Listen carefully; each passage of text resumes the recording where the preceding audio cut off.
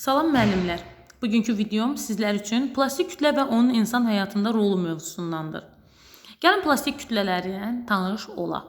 Plastik kütlə nədir? Plastik kütlə kimya sənayesində polimerdən alınan, təzyiq altında qızdırıldıqda verilmiş formanı alan, soyuduqdan sonra onu qoruyub saxlayan təbii, süni və sintetik mənşəli materialdır. Dedik plastik kütlə nə oldu? Kimya sənayesində nədən alındı plastik kütlələr? Polimerlərdən alındı. Təzyiq altında biz onu qızdırdıqda verilmiş formanı aldı. Soyuduqda isə həmin formanı qoruyub saxladı. Təbiidir, süni və sintetik mənşəli materialdır. Plastik kütlənin fiziki, mexaniki, texnoloji xassələri polimerlərin növündən və sayından asılıdır. Ümumiyyətlə, polimerlər yüksək molekulyar birləşmələrdən ibarətdir. Şəkil A-ya baxarıq ki, polimerlərin strukturundan birincisi şəkil A-da xətlidir, xət formasındadır. Daha sonra şəkil B-də şaxəlidir, elə bilginən hörümçəyin torunu xatırladır, şaxəlidir. Şəkil C-də isə torvari struktura malikdir. Ümumiyyətlə, plastik kütlə hazırlamaq üçün istifadə edilən təbii xammalın iki mənbəyi var. Bunlardan biri təbii polimerlərdən çevrilmələr nəticəsində alınan bir sıra plastik maddələrdir. Məsələn, sellyuza, zülal əsaslı birləşmələrdən. İkincisi isə kimyəvi sintez yolu ilə, belə deyək, aşağı molekulyar kütləli birləşmələrdən yüksək molekulyar kütləli birləşmələrin alınması. Elə bir mənfidən müsbəti azdan çoxa doğru hesab edək. Bunlara da aiddir, məsələn, deyək ki, kömürdür, təbii qazdır, neftdir və s. Ümumiyyətlə, plastik kütlədən bir çox məişət əşyalarını, yəni ən xırda detallı əşyadan ən böyük detallı əşyaya qədər plastik kütlədən məişətdə istifadə olunur. Plastik kütlədən olan məmulatlar, yenə qeyd edirəm, təkcə məişətdə deyil, maşın və dəzgahların bəzi hissələri, qablaşdırma materialları da hazırlanır. Bu materiallar təkcə bir dəfəlik qab-qacaq deyil, yəni gündəlik istifadə edədiyimiz bir dəfəlik qab-qacaq deyil, gündəlik tələbat malları da hazırlanır. Ümumiyyətlə, plastik kütlə bugünkü gün bizim həyatımızda çox böyük yeri vardır. Gəlin onların növləri ilə tanış olaq. Məsələn, deyək ki, polietilen. Ümumiyyətlə, plastik bugünkü insanın istifadəsinə yararlı olan danışacağımız plastik kütlələrin hər biri poli adlığı ilə, yəni başlığı ilə başlanır. Polietilen. Etilen, məsələn, etilen artırılır. Hər biri poli başlığı ilə başlayır. Ümumiyyətlə, polietilen deyəndə ilk öncə ağlımıza gəlir ki, bu mağazalardan biz alış-veriş etdiyimiz zamanı polietilen torbalar. Şəkil B-dən göstərilibdir. Ümumiyyətlə, polietilen şəkli biz yaxınlaşda baxarıq ki, qeyri-şəffaf həb formasında, yəni dərman formasındadır, xırda-xırda dərman formasındadır. Daha sonra plastik kütlənin bu növü, deyək ki, yüksək möhkəmliyə, sonra temperatur fərqinə, xoşagəlməz qoxuya davamlıdır. Qidalanmada istifadə üçün təhlükəsiz hesab edilir. Növbəti videolarımda mən sizlər üçün plastik kütlələrin mənfi və müsbət cəhətlərini çeşidləyərək sizlər üçün video hazırlayacağam. Ümidvaram sizlər üçün yararlı olar. Dedik ki, polietilenin yüksək, yəni müsbət tərəfləri nədir? Möhkəmliyə malikdir, temperatur fərqinə davamlıdır, xoşagəlməz qoxusu yoxdur, qidalanmada istifadə üçün təhlükəsiz hesab edilir. Polietilen məmulatlar müxtəlif kimyəvi birləşmələrlə qarşılıqlı təsirdə olduqda öz əvvəlki xassəsini dəyişmir. Buna görə də onu məişətdə istifadə edilməsini qaçınılmaz edir. Polietilendən hazırlanır oyuncaqlar, müxtəlif qablaşdırma materialları, nazik pərdə, müxtəlif həcmli çənlər, süd məhsulları şirələri üçün şəffaf butulkalar, məişət kimyası və mühərrik yağları üçün müxtəlif qablar. Mənim sizlərə dediyim video hazırlayacağım video olacaq ki, məsələn, həmən plastik kütlələrdən hansı materiallar hazırlanır? Ola bilsin ki, bu miqrə sertifikasiyada düşə bilər. Məsələn, plastik kütlələrdən hazırlanan məhsulları, deyək ki, polietilen yadınızda qalsın ki, Polipropilindən hazırlanır uşaq oyuncağı. Ancaq polietilendən oyuncaq deyəndə bilin ki, təkcə oyuncaq, uşaq sözü işlədilmirsə, oyuncaqdırsa polietilendir. Qablaşdırma materialları, daha sonra çənlər, tutaq ki, süd və süd məhsulları, şirələr üçün şəffaf butulkadır, kimya sənayesi yağlar üçün müxtəlif qablar. Qablaşdırma məmulatları deyiləndə isə bizim yadımıza gələcək polietilen. Bura diqqət yetirsək, baxarıq ki, bu gündəlik həyatımızda istifadə etdiyimiz su çənləridir. Hansı ki, insan həyatı üçün təhlükə yaratmır polietilen. Məsələn, bunun içərisində, bu çənlərin içərisində su uzun müddət qaldıqda belə, düzdür, bir neçə müddətdən söhbət getmir. Qısa bir müddət qalanda öz ilkin xassəsini dəyişmir. Daha sonra keçək polipropilinə. Bu da insan həyatı üçün təhlükə törətməyən polimerdir. Dedik ki, plastik kütlələr nədən hazırlanır? Kimya sənayesində polimerlərdən alınır. Və onun təbii, süni və sintetik mənşəli materialdır. Polipropilindən tez dağılır.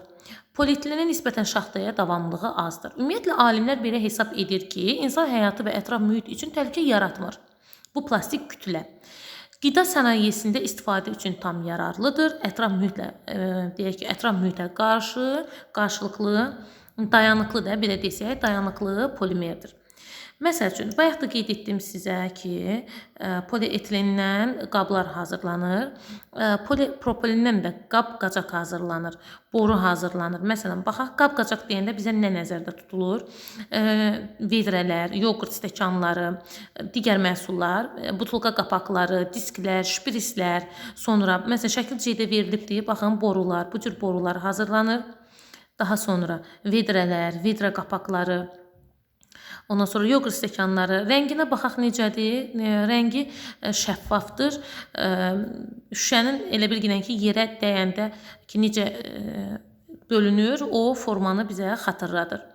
Ola bilsin ki, sizə şəkilli formada da testlər versinlər ki, bunu seçin ki, hansı plastik kütlədir, yəni hansı plastikdir.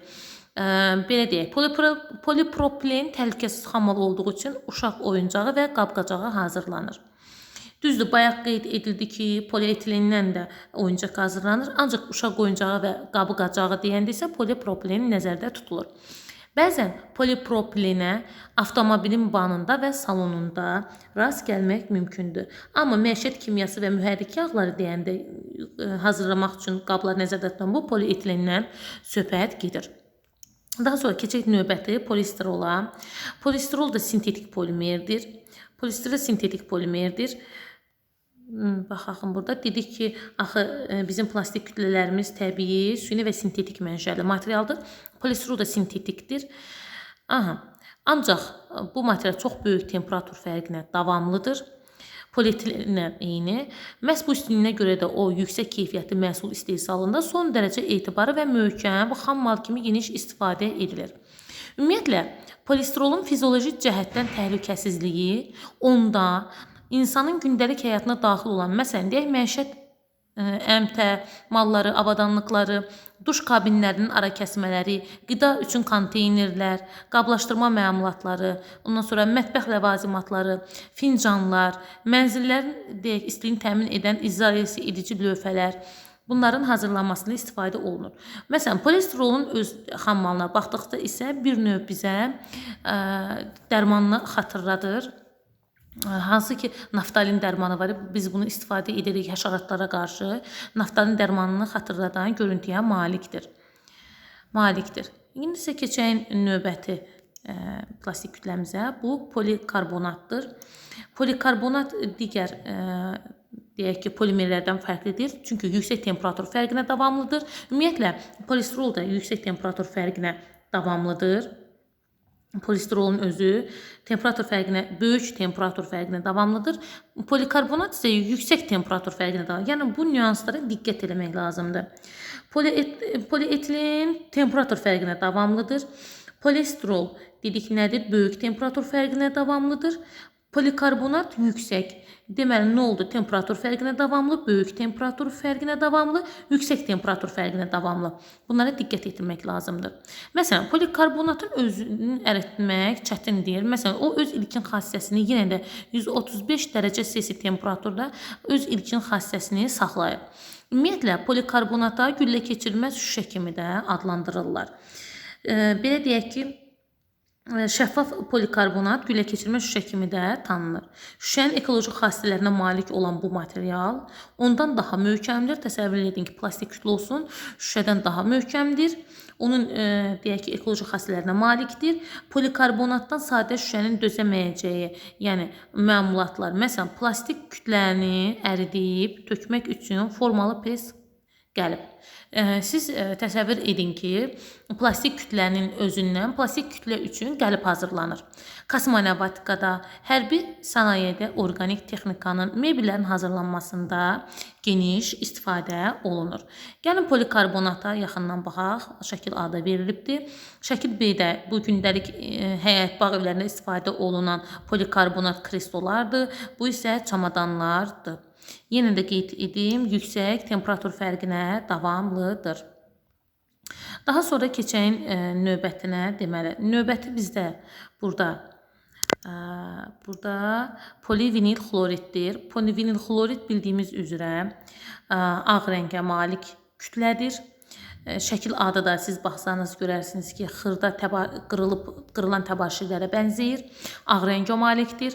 Polivinil xlorid boru, nazik təbəqə, polivinil xlorid liflər, ayaqqabı plastikası, daha sonra linoleumların, hətta mebel haşiyələrinin istehsalında tətbiq olunur.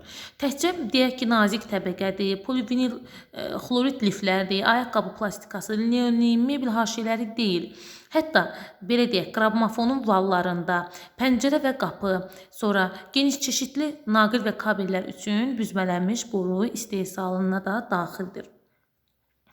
Bu plastik kütlədən olan məmulatların müsbət cəhətlərinə baxmayaraq, onlardan deyək ki, istifadə ehtiyatlı davranmalıyıq. Çünki plastik kütlənin bəzi növləri insan və ətraf mühit üçün ziyanlı ola bilər.